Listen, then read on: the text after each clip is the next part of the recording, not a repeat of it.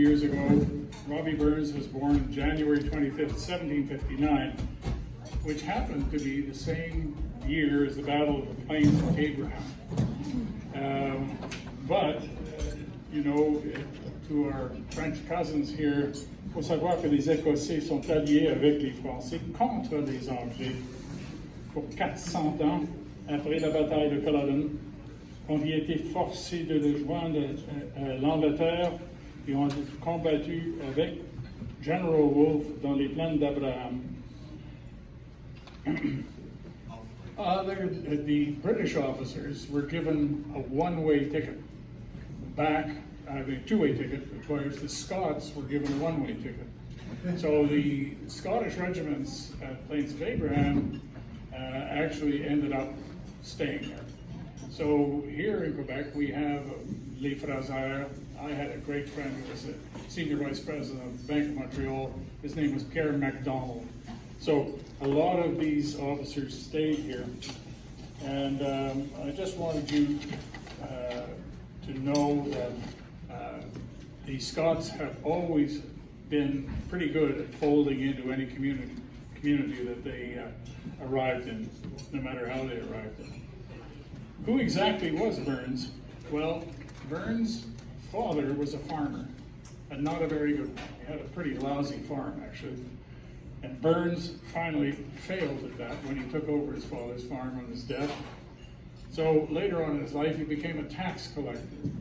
So he didn't really have a very good business life. He didn't have much education, but he was a naturalist.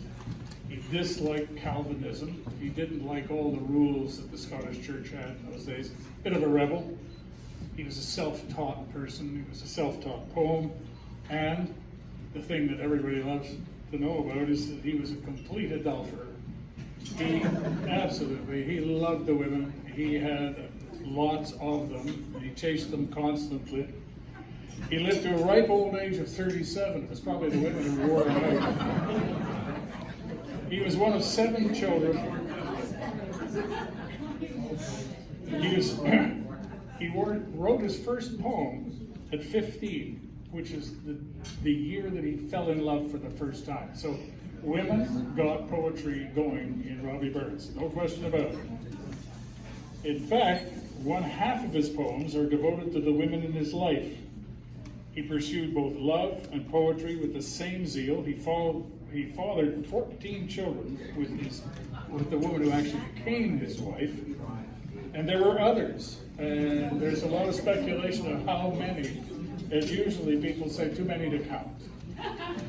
His last child was born on the day he died in 1796 in Dumfries, Scotland. And it's been quoted often that he wasn't so much that he was conspicuously sinful.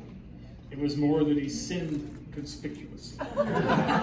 It's stated he died of heart disease, but some say a woman by the name of Victoria Devine did him in. This celebrated poet in England and in Scotland is known as Scotland's greatest peasant poet. He wrote 300 songs, 400 poems.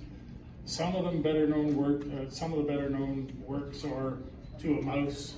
And these things are wonderful. To a Mouse he is watching the plow going through the field in his father's farm, and the plow upsets a little mouse and its little group in its little nest. It goes, we slick it timorous beast. Oh, what a panic's in thy breast, ye who move with bracken and prattle. I'm after you with murdering paddle. But the murdering paddle was the plow itself. So he took common things and he made them alive. The Best Laid Schemes of Mice and Men are another one. My Love is Like a Red, Red Rose, To a Haggis. Some of these you will hear tonight. With that in mind, I kindly ask you to charge your glasses and rise and drink a hearty toast to the great Scottish poet, Robbie Burns. Samat Jamak. Wonderful.